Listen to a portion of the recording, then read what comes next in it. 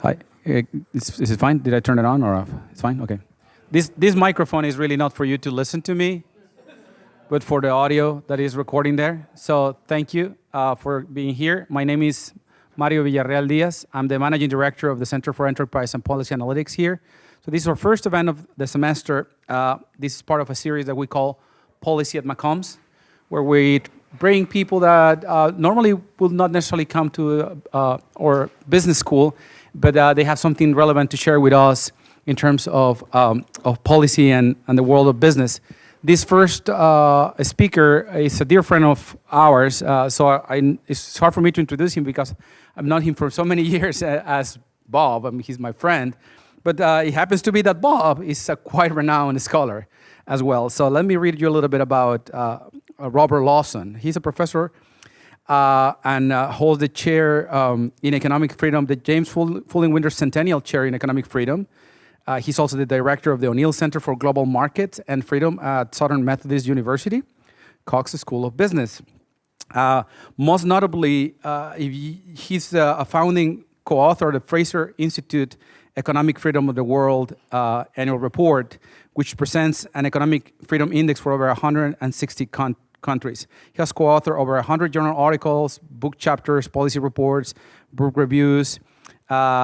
He's probably one of the most cited economists in the world. He has over nearly 10,000 times, according to Google Scholar. And he's here to talk to us about his most recent book with Benjamin Powell. He's another friend, professor at Texas Tech University. And you can see the title of the book, Socialism Sucks, Two Economists Drink Their Way Through the Unfree World. So, Bob, thanks for joining us. Thanks very much, Mario. It's good to be down here. I think Austin's probably a lot like Dallas. When the weather gets a little bit marginal, people stay home. So I'm glad you all came out or stayed in, didn't run home and get warm or whatever. I have to drive home today. I hope the roads are gonna, survive. Hope I'll live. So yeah, this is a little bit of a strange thing to talk about at a university. You can tell from the title. Let me give you a little bit of background about the book and why Ben and I wrote the book. Ben and I are good friends. We've been good friends for a very long time. We were hiking buddies. We've climbed a lot of mountains together. We vacationed together.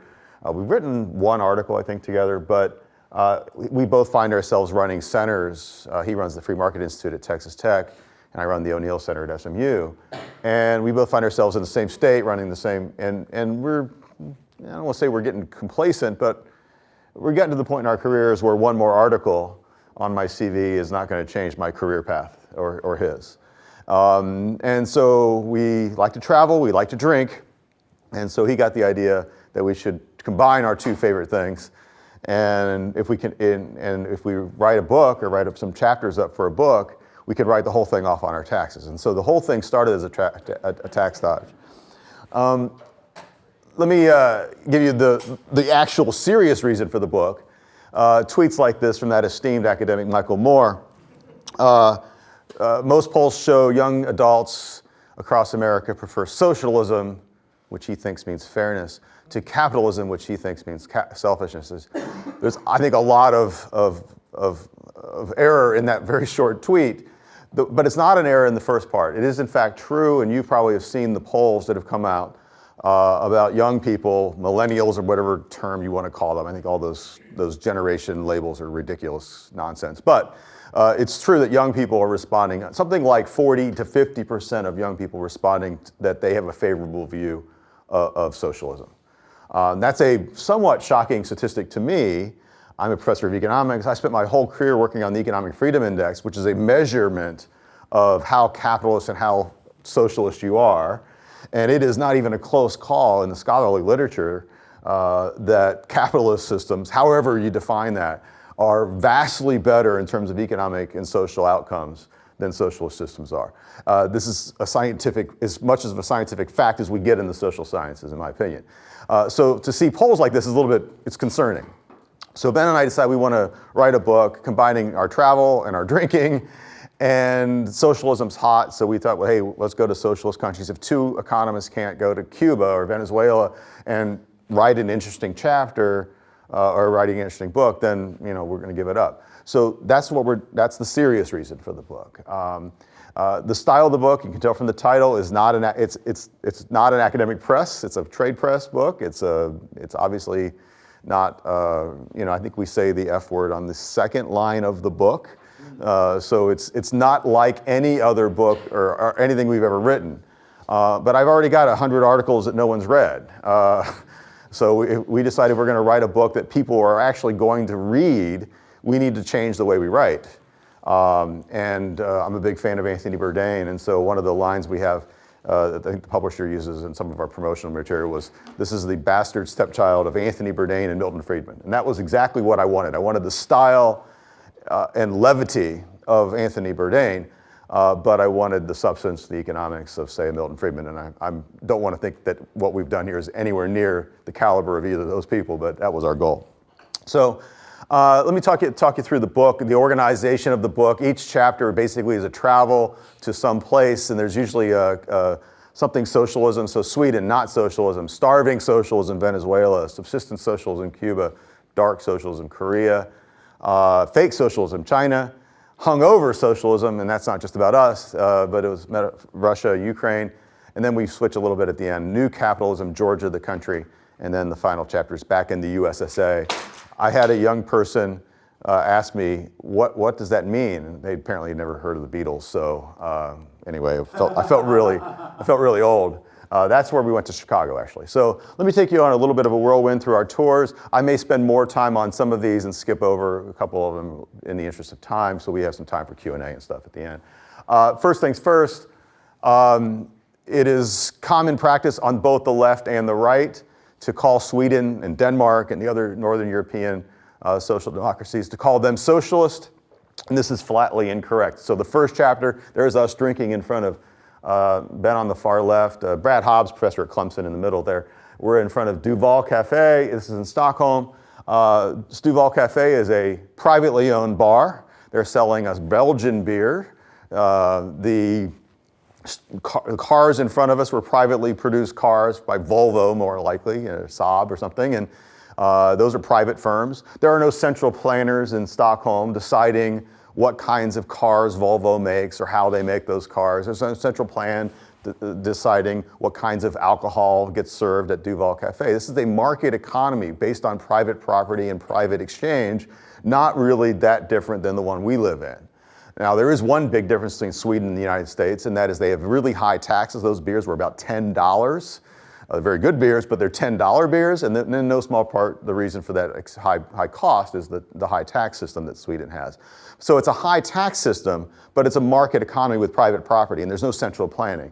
Socialism means we have collectivized the means of production.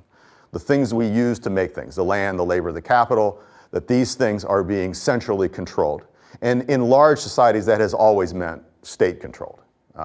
So Sweden is not, the Swedish government does not own the land, the labor, and the capital of the Swedish economy. They're not making decisions about the operation of individual firms. It's not in fact, in the Economic Freedom Index that I do, they're 27th when we wrote this anyway. I think it's 32nd now, whatever, it doesn't matter.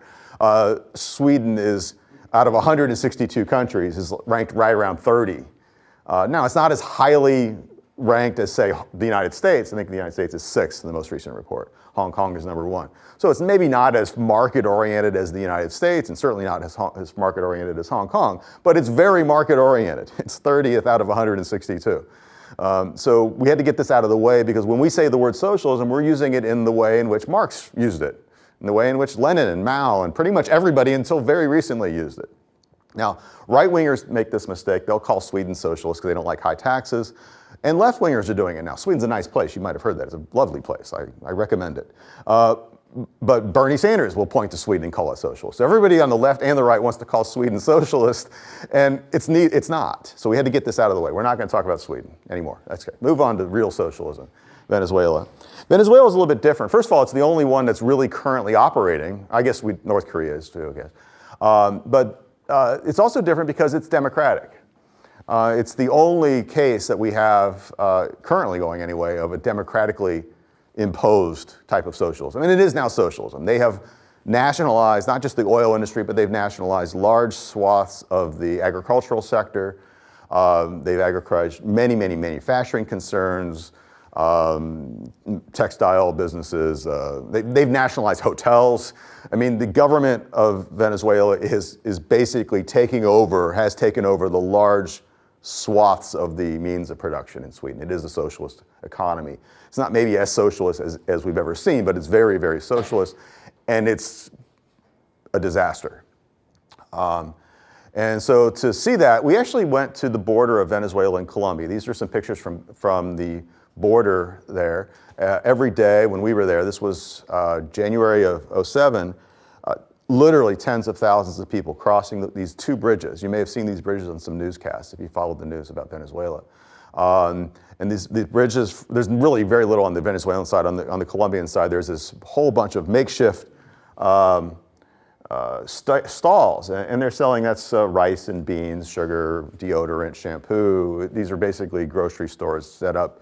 And tens of thousands on a daily basis of Venezuelans are crossing the border to buy these things. We talked to one couple, and this was really emotionally jarring. We talked to one couple, Paulo and Ana Maria, and we didn't take their photo. We didn't want to get them in trouble or anything, but they had come 3 days for one way, so it's a 6-day round trip. They'd come from Ciudad Bolivar, which is a city on the other side of Venezuela, on the eastern side, and they'd come to the far western side.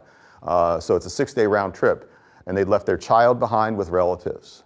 And I mean, can you imagine how bad is your life? How dystopic is your life to think it's a wise decision to leave your child behind with relatives, get in the car in Austin, and drive to Vancouver for groceries, to go to Kroger. These were middle-class people. These were not peasants. I don't want to make light of poverty, but this is not poverty. This is something different than poverty. This is a level of sort of despair. We say starving is literally true. The government even admits that the average Venezuelan's lost over the last 3 years between 20 and 30 pounds, and they're not on Jenny Craig. They're literally having trouble manufacturing enough food for the people to eat. And they don't have any dollars because the oil industry is tanking, and they can't import because American farmers insist on being paid in dollars, not bolivars. Speaking of bolivars, there's Ben holding about a stack about that high. That would be about $10 right there, and the highest denomination available, a 100 bolivar note. That was the highest denomination then. I think they've increased it since. But that was $10. So if you wanted $100, it'd be a stack higher than me.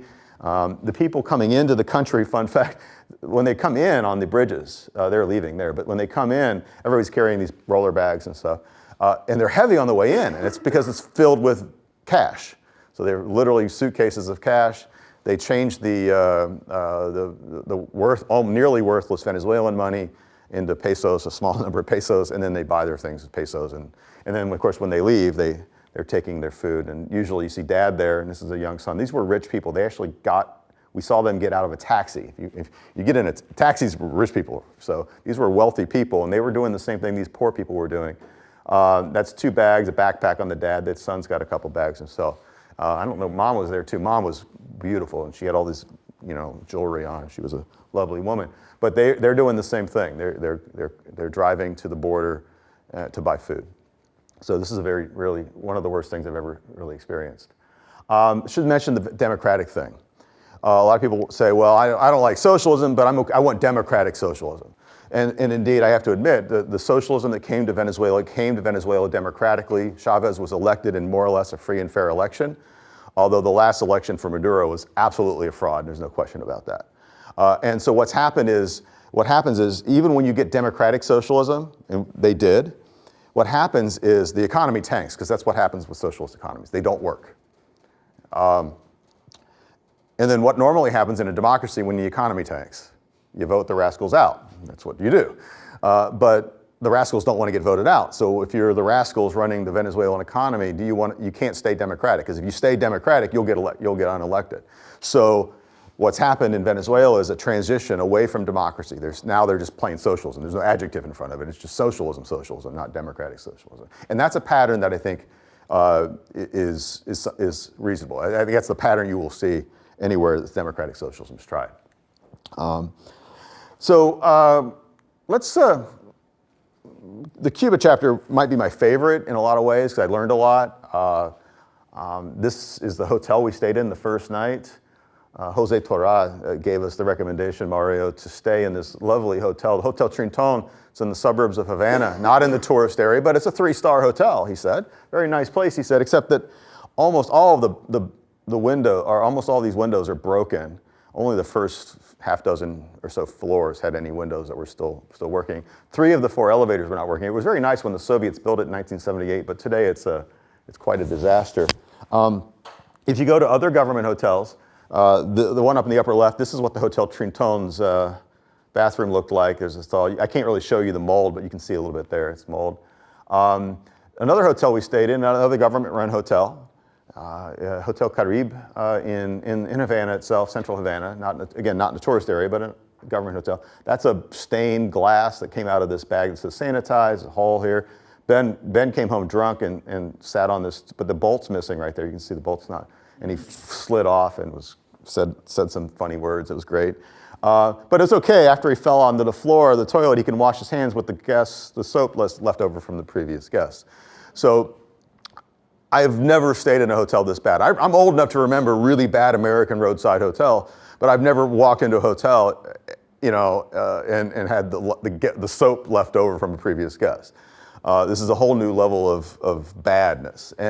And why is it bad? Well, it's bad because it's run by the government. The manager of that hotel has no incentive. They're not going to go out of business if they do a poor job.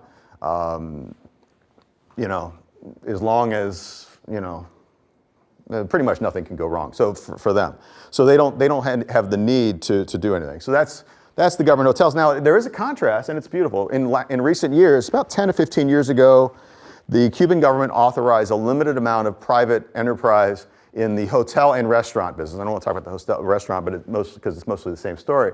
But these are essentially, they're called casas particulares. These are private rooms that you can rent in Cuba.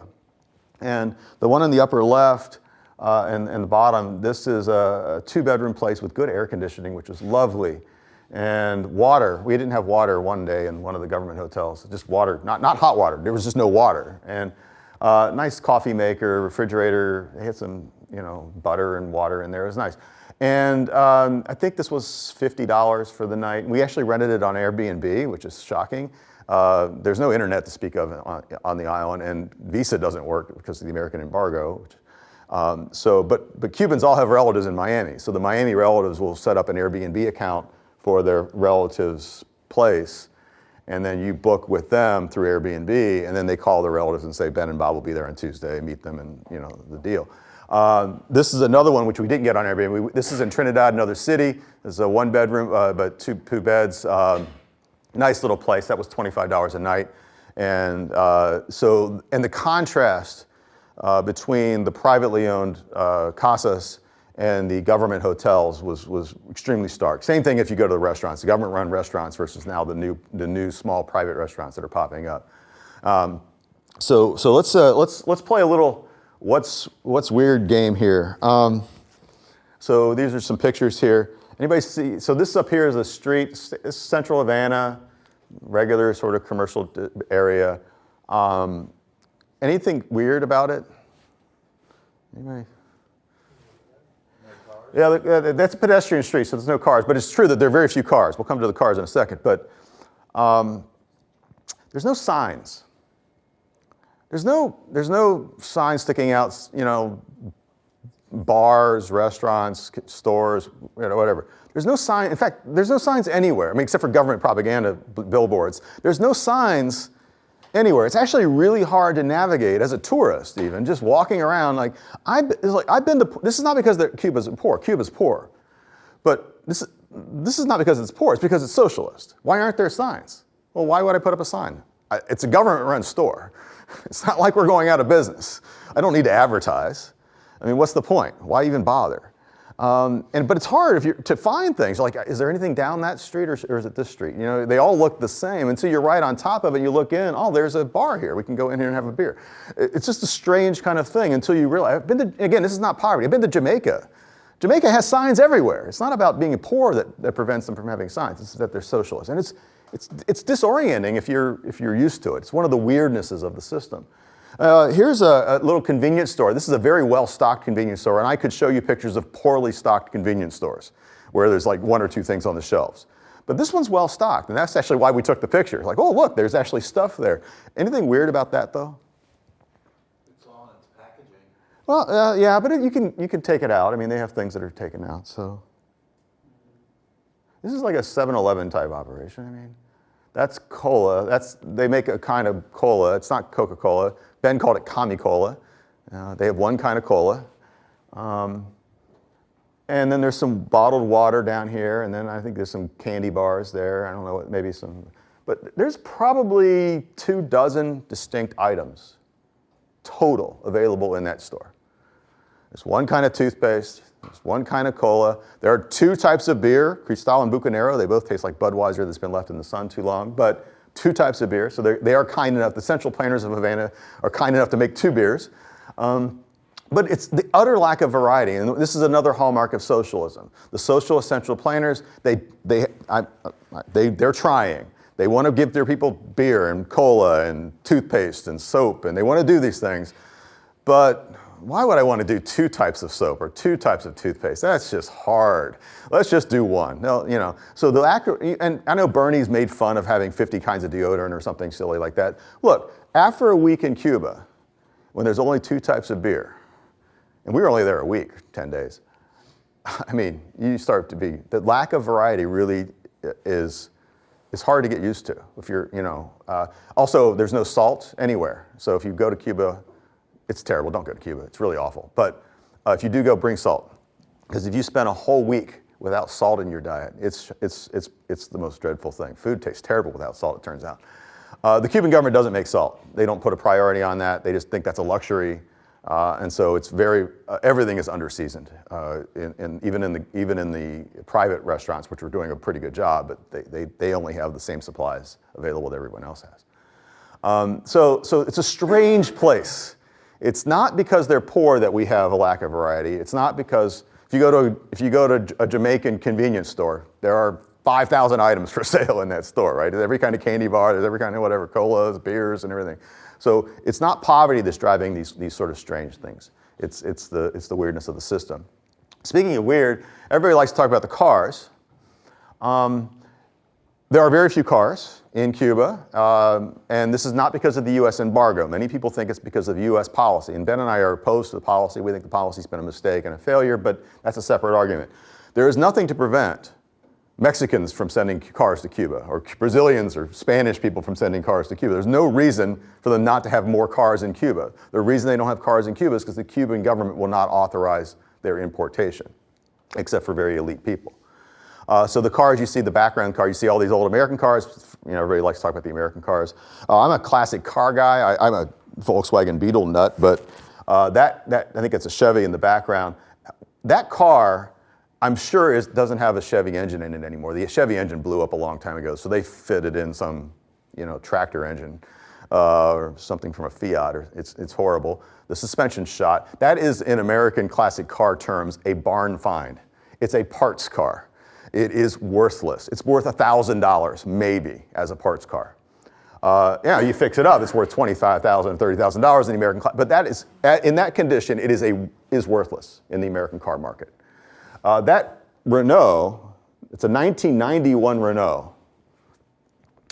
Now, that was a piece of crap the day it was built, but it's really not a nice car. The market value of a 30-year-old Renault in Austin, Texas, is precisely $0. I mean, it is, if you found one on a used car lot, the dealer would just throw you the keys and say, hey, have it, man, see ya. It's worthless. The market value of that car, a 30-year-old Renault, is $0. Maybe it's $500, nothing. What do you think these cars are worth in Cuba? Now, Cuba's poor, maybe $2,000, $4,000 per person in income in PPP terms. More. 18,000 for the red one. That white car, I'm not exaggerating, because we asked multiple people, $30,000, $35,000 car in Cuba. Now, Cubans only make a few $1,000s per person on average, That's a car that in American terms is like a $200,000 car relative to income. And the reason it's commands such a high price is because there's very few cars. You shift the supply curve far enough to the left, prices go up. It's economics, right? But the other thing is, if you own a car, that's an asset that you can earn income. There's only really 3 ways you can earn income privately outside of the government employment system. It's run a casa particular, rent out a home, run a private restaurant, or be a private taxi. Every car is a taxi. It doesn't have to say taxi, that's a taxi. That guy's staying there, he's waiting for a fare. And the fares are $10 to get around, they're very expensive. So the reason that car is so expensive because it's a income generating asset. And all that flow of income gets capitalized. So, but he's a wealthy person in Cuban terms. He's a millionaire because he owns that car. So strange place, lots of weirdness. Incentives are all messed up. Prices don't make any sense. And these are kind of the hallmarks of socialist systems. Poor incentives to do good work. The pricing system just doesn't make sense. Things like advertising, which we think is take for granted. All of this stuff is absent. So we didn't go to North Korea because we have wives and they wouldn't let us. That's not the only reason. But we did go to the border of North Korea and China. So the northern North Korea border, the border with China. And the city on the Chinese side is called Dandong.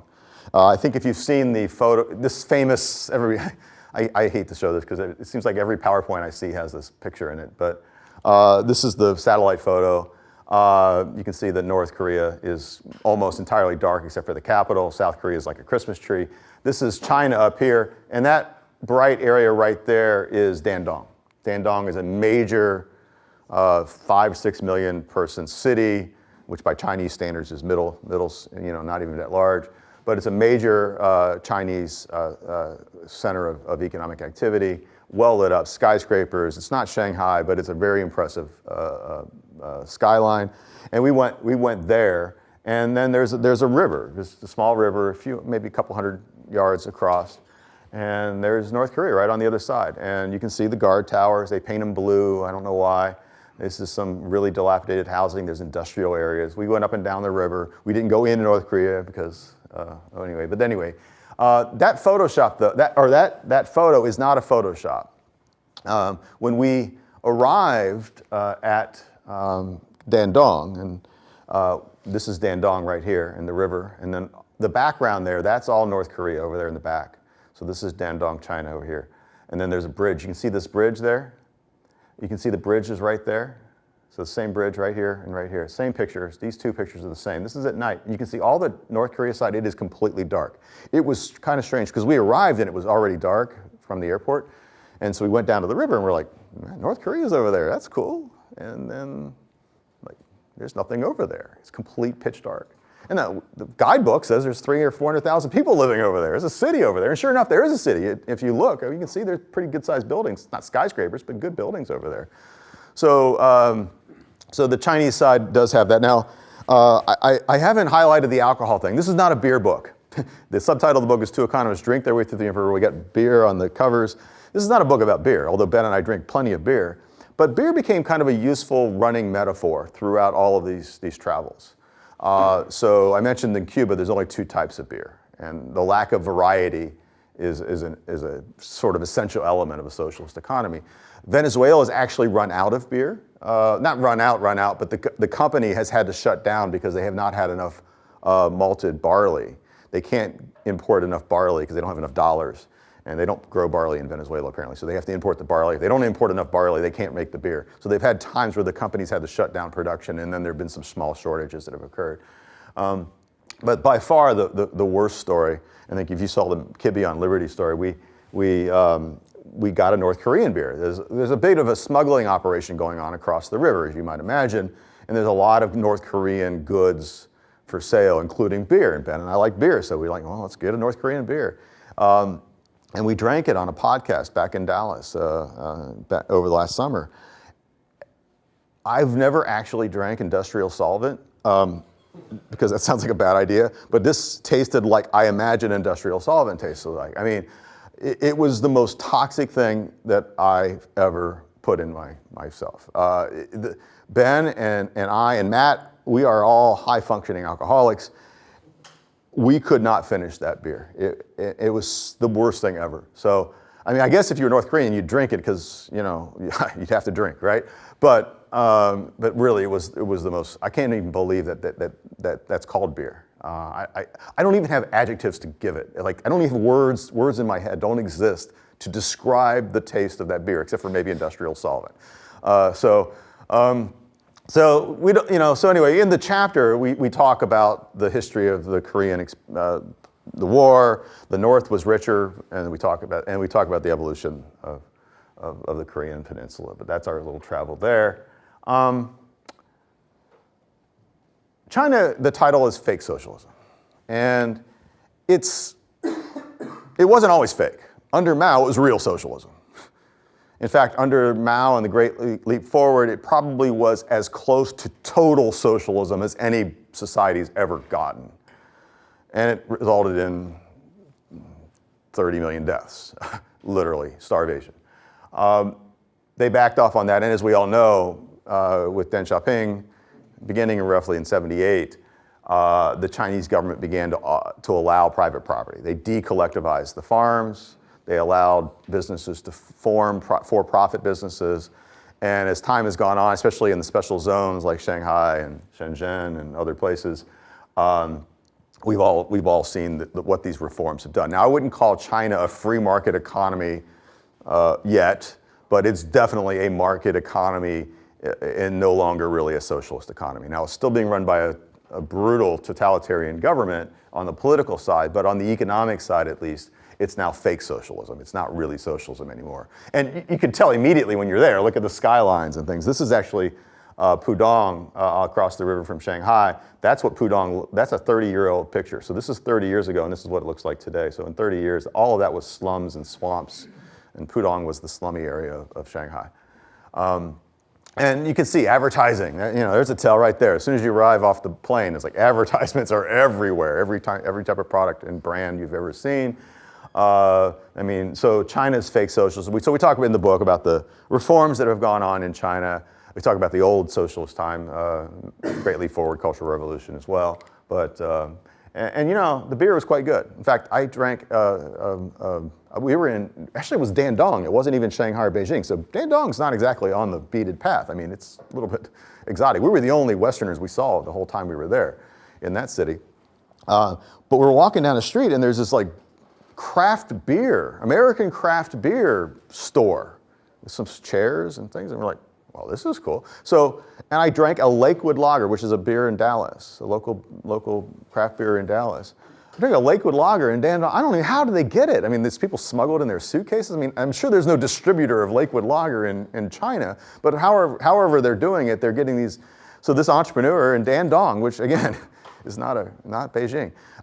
They think it's a good idea, and we loved it. It was great. Especially, we don't really like Chinese beer. So the good news is they're not socialists anymore. So you have all the beers you want because entrepreneurs in the Chinese economy are importing all the beers you'd ever want. Okay, hungover socialism. Of course, Russia, the Soviet Union dissolved in '91, and for most of the period afterwards, they've liberalized. We don't longer have, collectivized farms, and most of the state enterprises have been privatized, although corruptly. But both Ukraine and Russia, we went to Moscow and Kiev, both of them are still feeling the after effects of socialism. They really have struggled since Soviet times. One of the things, if you know about your Soviet history at all, is waiting lines were endemic. I've seen a statistic that a Soviet housewife, back in Soviet times, a Soviet housewife would spend 30% of her time waiting in lines. Just to get anything required waiting in line. There was very little available, and if something became available at a store, word would spread very quickly and lines would form to get it, and hopefully you would get in line before the thing that you were waiting on ran out. In fact, it was so common. I mean, people, if you actually were Soviet times, if you saw a line forming, you would just get in the line. And then you'd ask the guy in front of you, what are we waiting for? Because it didn't matter. If there was a line, it was worth getting in it, right? So this waiting in line was endemic. And the reason was central planners, first of all, on the production side, the incentive problem that I've already talked about, people don't do good jobs. They don't produce a lot of food. They don't do things when they're working for a government enterprise. So production typically is falls in socialist enterprises. And then they make matters worse by controlling prices. So the Soviet Union would not make a lot of butter, not make a lot of cheese, not make a lot of meat, and then they would set the price at the store, at the retail level, they'd set the price really low. Well, you don't need a PhD in economics to know what happens if you set prices really low and you don't produce a lot of stuff. You're going to get shortages. So the shortage economy problem and the waiting in line phenomenon, which is a result of that, was just everybody had to deal with it. So the good news is there's no lines in Moscow today. They don't have lines, and the reason they don't have lines is because they're not socialist anymore.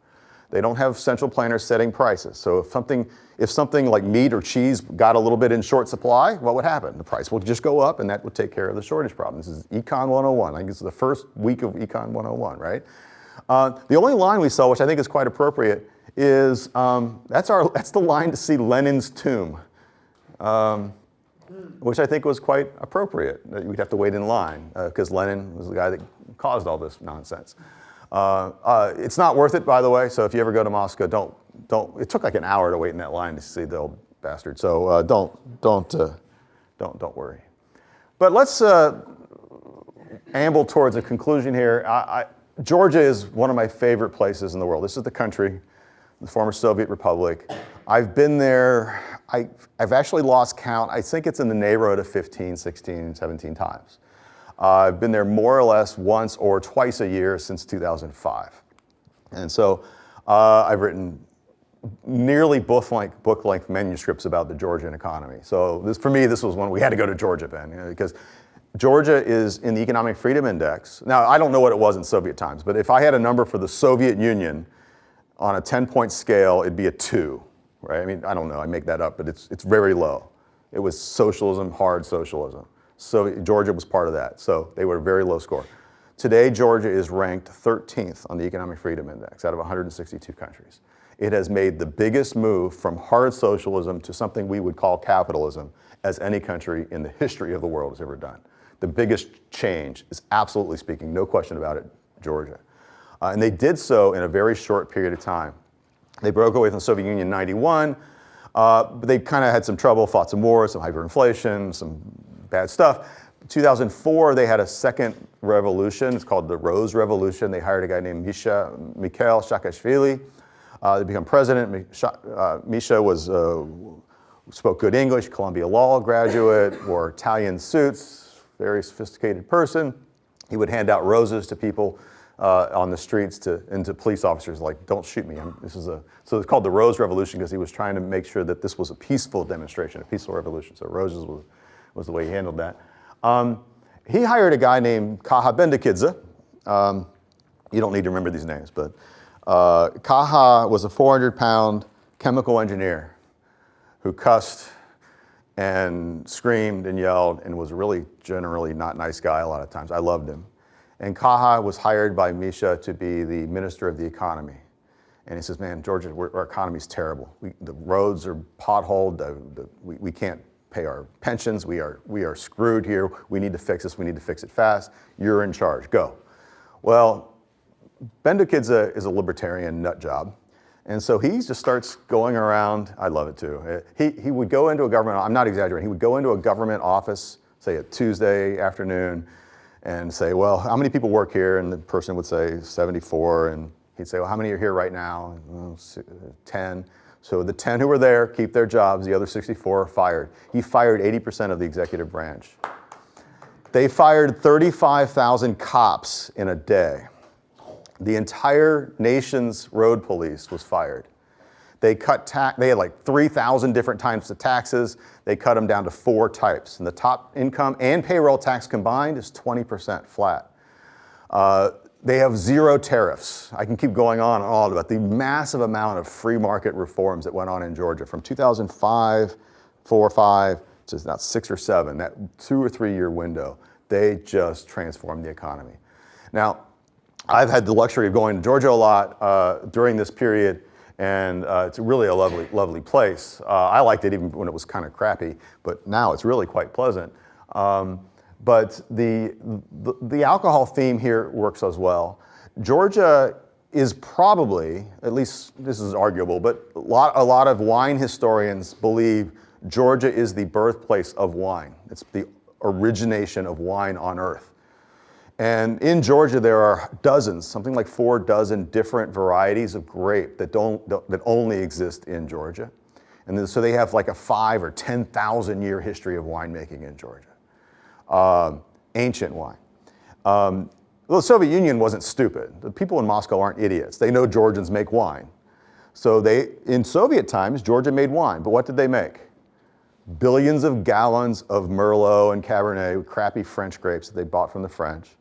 They made just massive amounts of swill, which they distributed through the old Soviet Union. So if you were a Ukrainian or Moldovan or wherever you were probably drinking Georgian wine because that's where the Soviet Central Planters decided to make wine. They were not complete morons. But it was pretty bad wine. What happens after 91 when the Soviet Union breaks apart? No one wants to buy Georgian crappy Merlot. I can buy American crappy Merlot. Why would I buy Georgian? I mean, so all these enterprises, all these wine enterprises, all these businesses failed. And all those fields of grapes, all those vineyards are just gone to seed. But they're bringing back the old varieties now. And so there's a huge resurgence of interest in Georgian wine. Entrepreneurs are bringing back the old varieties. Types of grapes you've never heard of, names I can barely pronounce, Saperavi, Kisi, there's different wine names. And they're bringing back the old wine style, the original, which never died because people did it in their homes always.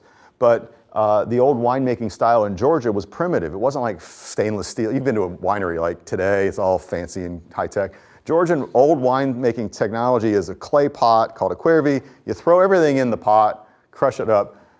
Stems and seeds, none of that, straining nonsense. Throw it all in, bury the pot, wait a couple weeks, pick up the pot, wine. It is that primitive. You could do it yourself in your backyard. And people literally do make wine in their backyard all over the country. So they're bringing these old winemaking styles and these old grapes back, and it's becoming a mecca for wine snobs. It's exports to the United States, I just read, were up 1,000%, which probably meant it went from 10 bottles to 100 bottles or something. But it's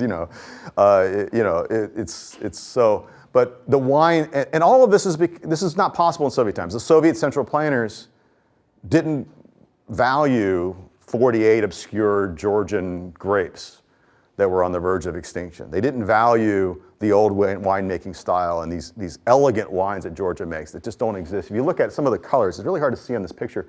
That's a white wine, but it's the color of almost a beer. It's a beer color. It's like the amber color, and it's because when you put it's a white grape, but when you throw all those stems and seeds in there, it comes out a very different color. It's got a much. I can't even compare it to other white wines. It's a different flavor even. We did go to see Stalin's birthplace in Gori. I gave him the finger, and anyway, so this is us drinking. So the Georgia story is a success story about a country that transitioned from hard socialism to pretty much hard capitalism, and the economy is doing very well. We talk about some of the successes and the statistics as well. And then lastly, we didn't know how to finish the book. We traveled all over. This was fun. We drank. We did this. We saw this. No advertising in Cuba. Okay, cool. We wanted to go back and try to wrap it up by talking about the millennials. I hate that term. The young people who like socialism.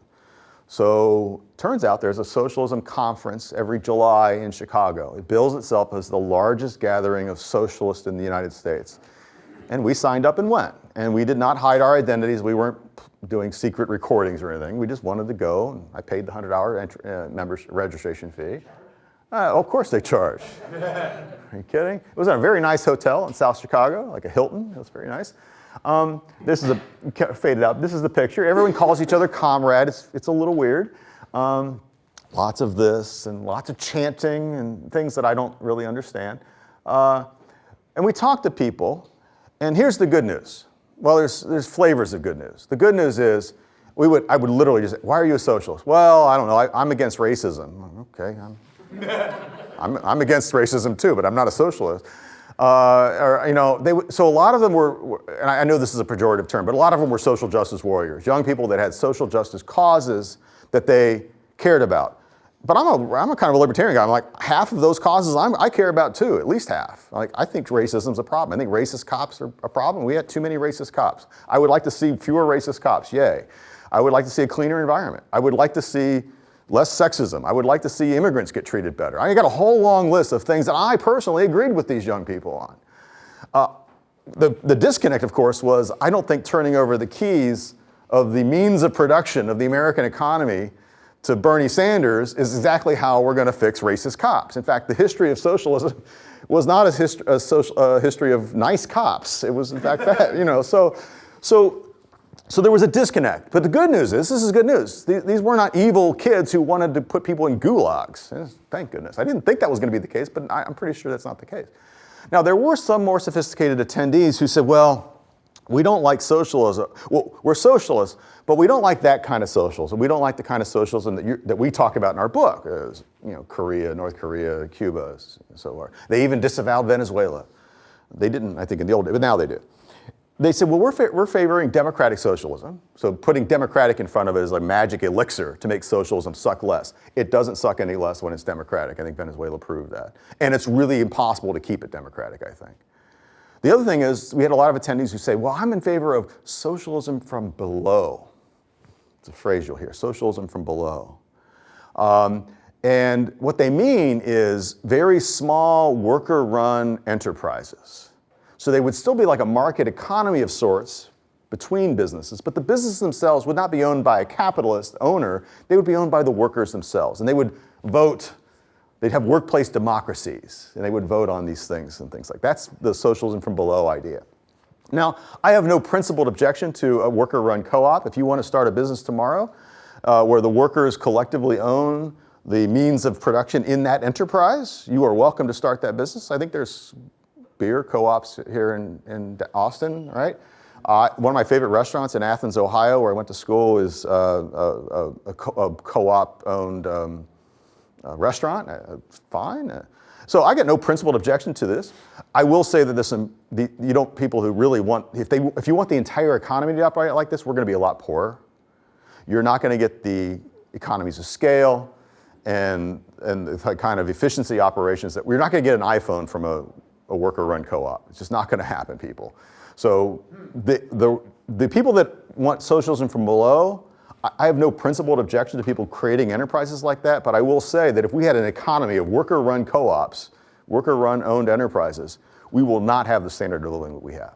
We will not take advantage of the supply chain logistics. To make an iPhone takes tens of thousands of computer programmers, a supply chain all over the globe. This is not going to happen with a bunch of hey, let's vote on what we do today kind of operations. It's just not. It's okay though. At least, again, it's not evil. There's nothing evil about wanting to have a company that's run by the workers. That's fine, I guess. I don't think it's going to be very efficient, but that's okay if you want to run it that way. So that was good news. Last on the beer, though, and then we can talk. So there is a beer here. You see that green tap there? That's Revolution Brewery. It's the largest craft brewery in Illinois. It's in Chicago.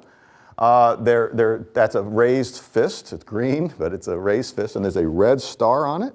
Revolution Brewery, they have a couple dozen different beers that's on their website recently and counted them. Very, very good craft beers, all different types of beers. And each one's got a name. I think that's Anti-Hero IPA or something. They've all got kind of commie-themed things. But as far as I know, that's not a co-op. The Revolution Brewery is a privately owned, for-profit enterprise, and they make a greater variety and certainly a better quality of beer than all the socialist countries in the world ever combined. And it was kind of ironic, all these kids drinking this Revolution Brewery, but that's a for-profit capitalist enterprise. There's nothing socialist about it. And if you had a socialist economy, you would not get the beer anywhere near that good. We know that from our own travels. This is some of the things. So we did pretty well. We hit number 5 overall on Amazon for a few days, which was really amazing. There's a lot of books on Amazon. You know that? And we hit number 5. I think we're like 50,000 right now. Who cares? We were 5. And we were number 1 in communism, number 1 in beer. I felt sorry for the people that wrote real beer books. That we were number 1 for a while, because those guys actually care about their beers. And we wrote this flippant little book, and beer is not really the theme, but it's, anyway. I want to mention that many of you got a copy of the book. It is a PG-13 book. We say the F word a few times. The editor took out about 30 of them, but there's still about 6 left. And we do drink in corrals. We talk about prostitutes. I mean, these were street level discussions. You can't go to Cuba and not talk about prostitutes, because every 3 steps someone was offering you to a prostitute. Chica, chica, chica. If you said no to chica, he would say chico, chico, chico, whatever you want. So Robert Waples at Wake Forest said at times, in a review, he said at times one wonders if they need clinical help, and everyone kind of agrees with that. And then Paul Fox didn't want to drink with us. I'm like, well, that's fine, Paul, you weren't invited anyway. But I do mention that this is a book that is not an academic book. It's a book written by academics, but the style and tone is decidedly different, and it's not for everybody. I want to own that, and I'm not offended if you're offended by our book, because it's fine, But it is, before you buy this and give it to your 14-year-old or your 16-year-old socialist millennial niece or something, just be aware of what you're giving away. It's got some adult themes, as they say. Okay. Well, that's it, folks. How are we doing? I talked too long. I didn't want to stop you. The microphone, again, is for the recording. So if you guys, let's open the floor. If you guys have a question, I'll be happy to walk there. So I'm sorry I went too long. If you need to go. Don't worry about it. Yeah, we can take a few more minutes. Yeah, feel free to leave. My question is, you discussed the economics minister in Georgia, and you sort of alluded to a couple of the things that he did, but could you go into a little bit more detail on that and specifically address that in the context of in the U.S. more broadly, and even here in Texas, our political system seems completely incapable of dealing with the fact that the government has too much control over the economy, and it just refuses to and is incapable. And so how did another country that was in much worse straits do it? That's a good question, and that's mostly the subject of the book. The short answer is it's a really small country. The entire country is 4 million people. Dallas is 7 million people. So, and they had a window of opportunity there.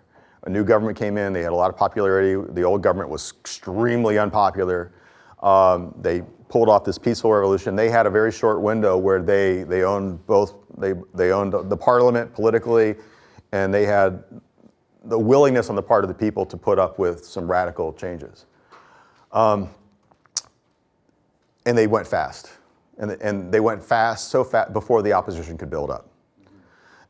The opposition did eventually build up, and the reforms stalled. There were quite a few reforms that Caja wanted to put in that they didn't pull off because they met opposition. But it was done democratically. They had to get the laws passed by Parliament. They had to get them signed by the Prime Minister or whatever, President, and they had to do the whole system.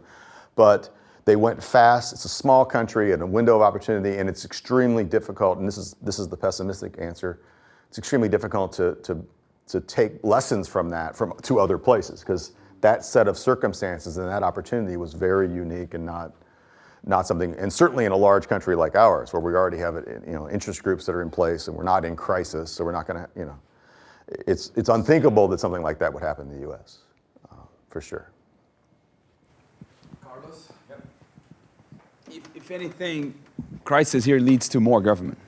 Right, so there's a general connection between, in times of crisis, we end up passing more bills, more things that actually provide more control for the government. Yeah, that's which is always a bad reaction to crisis. You go to the conference and you see the people and you say, well, they're misinformed. They don't quite understand what socialism really is, and they're thinking about these other things that might have a good intention behind them, and they just need to be re-educated on not in the Chinese re-education camp, but re-educated in a way that to move away from socialism. But I worry that from the very top and from the bottom, we're seeing the trends that are very much along lines of socialism. So when you have what now is perceived to be the most likely presidential candidate on the left, what are the 3 pillars of his campaign is nationalizing energy production, nationalizing the healthcare system, pretty much nationalizing higher education by canceling student loans, the first step into nationalizing higher education, which are steps directly in a way that, okay, we're going to control means of production, at least in certain areas. And then from the bottom, we have these views that now all of a sudden people in this building, everywhere I look, there's people talking about sustainable capitalism and socially responsible capitalism, which is somehow having to say something that capitalism is bad and we have to fix it and adjust it in a way to take power away from the folks that actually are the investors, the ones that are bearing the risk, and provide a democratic environment for our stakeholders to make decisions and think about what to do next. Those are not different things. They're just first steps in a really bad direction. And I wonder, Yeah, no, the one thing that did disturb me was, and I found this a lot, that I would ask them, how'd you get involved in the socialist movement? And it was usually a cause. I had a lot of people that were abortion activists. They got into it because they cared about abortion as an issue. And for some reason or another, again, and they lashed on it. But here's my worry, is that the real socialists out there, and they were at the conference, the leadership of that conference knows what socialism is, and they're in favor of it, okay? I think they're using these sort of issues, as these social justice issues, as a recruiting tool. And then and then identity politics kind of takes over. It's like, well, you know what? Socialists are in favor of abortion, free abortion too. You should be a socialist like us. And oh, by the way, socialism also means we're going to take over the farms. We're going to take over the oil industry. We're going to take over. And so, well, I'm a socialist, so I got to be in favor of these things too. Like identity politics is a real thing. And if you can get more people to explicitly identify as a socialist, and then that's not a slippery slope that's hard to imagine. In fact, I think that's how it's always been done. I don't think the Bolsheviks went around Russia saying, guess what we're going to do? We're going to collectivize the farm and kill 20 million Ukrainians. They said, we're going to give you fairness and justice, and we're going to give you all these things. It's the same sort of selling points here. I don't think that most of the rank and file are evil people, but there are evil people out there. And Bob, this is some sort of like follow-up question, I guess, to some extent. And we are at a business school, so I wonder how often we ask ourselves why businesses are formed. Why do societies form businesses? One possible answer is to make profits. Well, then the question is, how does a business make a profit? Well, then our answer would be by creating value to customers, by solving problems and making the lives of their customers better. Now, that's not the only way to make profit. You can also make profit by fooling your customers, asking someone to give you a special privilege that nobody else has, so you are the only seller, right? Stealing, defrauding. So there's different ways to make a profit in a business. Now, in some of the places you were, I've seen it. I grew up in Mexico, born and raised, so I saw business people that they were not value creators. I saw business people that thrive because they were getting special privilege from government and fooling people and those kind of things. So did you see an attitude towards where do profits come from related to the rejection of free market capitalism and the sympathy towards socialism, or that was not really a theme around the places you traveled? On the travels themselves, I don't think that really came up, although we certainly talk about that type of issue, and especially in the Russia and Ukraine chapters, where the capitalism, if you want to call it that came after hard socialism was this basically private monopoly, crony, cousins and nephews got all the good assets and their monopolies. They sort of substituted private monopoly for public monopoly. So we certainly talk about it, although at which, by the way, can be worse, right? Because at least the public monopoly is inefficient and clumsy. The private monopoly is going to do everything to extract the last cent of the consumer surplus. And you're completely right. We do, one of the things that we talk about in the post-log, we did a post-log for the book with Matt Kibbe, and Matt was an activist organizer of the Tea Party movement before the Tea Party movement kind of left him. But he, one of the things that's weird about these young socialist Bernie people and supporters, is a lot of the same people who were Ron Paul supporters 5, 6, 7 years ago are the same people that are for Bernie now. And you, except for foreign policy, you could not find two people who have more different views about how the economy should operate than Bernie Sanders and Ron Paul. And yet, but both of them, I think, are tapping into people's disaffection with this cronyism. The bailouts in Washington, the elites have an edge, that's not capitalism. And so Ron Paul was railing against that machine, and so is Bernie Sanders. Now, Bernie says the solution is socialism. Ron Paul said the solution was real capitalism. But I think they both saw, and many of their supporters are the very same people. Just 5 years later, now I'm a Bernie supporter. 5 years ago, I was a Ron Paul supporter. It's very strange how you can go do that, but it's true. But I think it's because they both see the same root problem, which is the Wall Street bailouts type phenomenon, and the feeling that the economy is rigged. I guess I'm in Austin. I'm a big fan of this phrase, conscious capitalism. Capitalism. I think it's a John Mackey term, but I'm a big fan of us talking more explicitly about the right kind of capitalism. The right kind of capitalism is a value-creating capitalism. It's not a monopoly privilege capitalism, and we need to keep that clear. And if a business can make money by going to Washington and getting a monopoly privilege or some other special deal, that's not capitalism. That's just something else. It's cronyism, some other word. And we should be more explicit about that in our especially in business schools. I'm a business school too. We should talk about that more in business schools. We don't, I'm afraid. But it's not bad.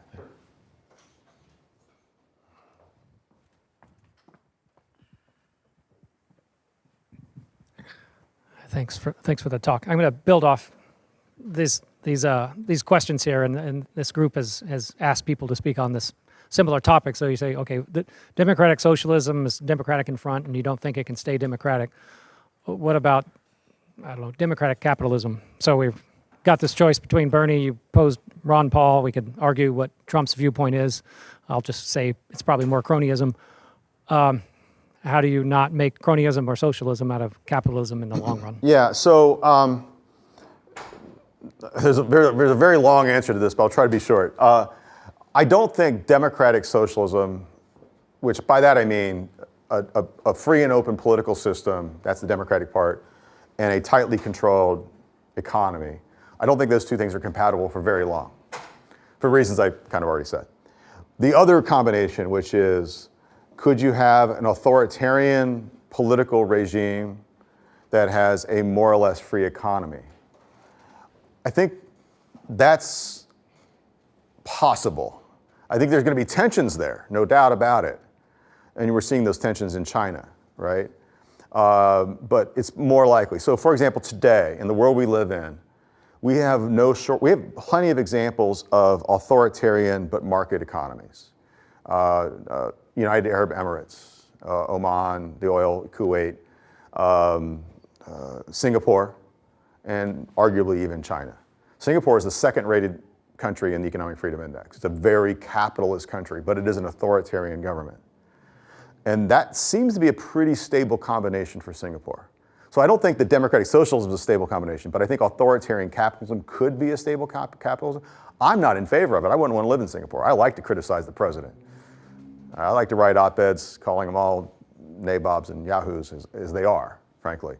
I don't want to, so I'm not in favor of that type. I like both freedoms. I like my freedom to speak and criticize and do all that stuff, and my freedom to buy and sell stuff. That's what I want. I should mention, we saw firsthand, I didn't mention this in the talk, but in China, we went to a conference in Beijing. It was a conference about Ayn Rand, of all people, in Beijing. Wow. And it was really cool. And the next day, that conference got shut down by the government. So you're free, you can become a billionaire if you want in China today, but you can't talk about the ideas of Ayn Rand. So but I think that's, there's tensions, there's no doubt about it, but I'm afraid it's more stable. I wish it wasn't. I mean, I really wish it wasn't, because. Yeah, let me go here and then we'll go with the gentleman, and I don't want to abuse everybody's time. I know that. Go ahead.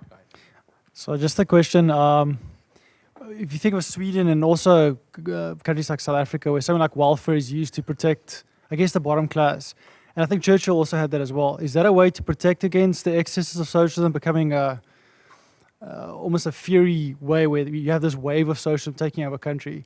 Is that something that you can use to protect against that, or should you rather completely avoid that? Love the Afrikaner accent. Look, every society needs a system for taking care of people who can't take care of themselves for a variety of reasons, disabilities, mental incapacity, and so forth. And that's not going to be different if you're in a capitalist society, and that's probably going to be organized publicly. There's private charities and things, but I don't think there's any problem. I don't look at it though as, well, we need to have some welfare system for the poor so that they, like the opiate of the masses are. We don't need to do this so that they don't rise up in revolt against the capitalist system. But I will say this: if you want to deal with these problems, it's much, much, much easier to deal with the problems of people in a society who can't take care of themselves if you have resources. And capitalist systems provide much more better resources. So I think the first step is get capitalists, get resources, get rich, to be blunt about it, and then you're in a better position to redistribute a little bit of money to help people, and that's a much better system. If you're poor, and South Africa is a problem right now, they're trying to have a Northern European style welfare state, but with an income that's, South African, and that's a really difficult thing. You don't have the resources to make good on the welfare state promises. So Sweden didn't get the welfare state first. They got capitalists and rich first, and then they added the welfare states. So I think you're putting the cart before the horse. And a lot of countries that do this, Mexico, South Africa, a lot of places are trying to be the welfare state before they have the resources to really do it. I had a question. There's another organization that produces a ranking of countries based on perceived corruption.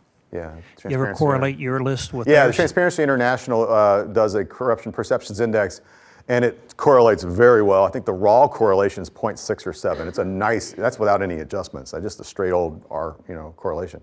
So yeah, and corruption is not a part of our index. We don't have that kind of thing in the index, so it's not built in. So yeah, so the countries that are more economically free have less corruption. Yeah, that's a strong result. It's also a strong result in the academic literature. There's a good half a dozen papers now. So. Time for one more question. If there is one. Yeah. Right. Yeah, it's related to wait. No, yes. Sorry. Yeah. So. Last question of tonight. Yeah, that I agree that the country needs to develop its economy first before starting to do welfare, as in South Africa, or maybe I'm from Chile, so we have the same situation now. But that's what I've been seeing happening lately in all the economies that have been slowly trying to grow and saying like, okay, next step will be we spread the resources. The population start perceiving it as inequality and start like developing social unrest against it. So like, you can't wait forever for the economy to be rich to then start taking care of the ones that are in more need. There has to be like an equilibrium, in my opinion. Yeah. Yeah, I mean, you're going to do something. Every society has to do something about these problems. I mean, there's no doubt about it. I'm just saying it's a lot easier if you're already rich. And you're going to have constant problems if you're not a wealthy economy, a highly productive economy. You're never going to be fully satisfied. We're not even fully satisfied in our economy. We're a rich economy. Although, Bob, very quick before letting you answer the question, I mean, we need to address what is the problem we're trying to solve. Is the problem poverty, or is the problem equality? Because there's always going to be someone at the bottom 10% of the income distribution, by definition, always, right? So what is the problem we need to solve, right? Or we want to solve, right? Yeah, I'm not at all convinced people really care about inequality, frankly. I think it's a red herring they use to justify their policies. I think people care about poverty, though. No question about that. No one likes to see people who can't feed, clothe, and take care of themselves. That's a real thing. Every society's going to do something. There's no doubt. I mean, we have to do something. But again, it's just a lot easier. And what we can do is going to be a lot greater if you have a highly productive economy. And we know from experience that that's going to be a more market economy. I'm not talking about, it doesn't have to be anarchy. It doesn't have to be Ayn Rand's Gulch. It just needs to be a more or less, more Hong Kongy than Venezuelan, that's all. I'm not being a radical ideologue here. But I do worry about middle income countries who think, now we can have 50% tax rates. 50% of a small number doesn't give you a lot of money. 50% of a big number gives you a lot of money. So first thing, get the big number, and then do the 50% tax rate, if you have to. I'm not in favor of high taxes. I think it's bad for the Swedish economy. Yeah. How So- do you control if the so- people do not like Well, yeah, no, that, I don't know. Yeah, I don't know. Yeah, good, can wait? Like good question. Well, inequality they see. yeah, I mean, we have to just keep making these arguments, but I don't know. Yeah, I really don't. It's a problem. Thank you, Bob. Thanks.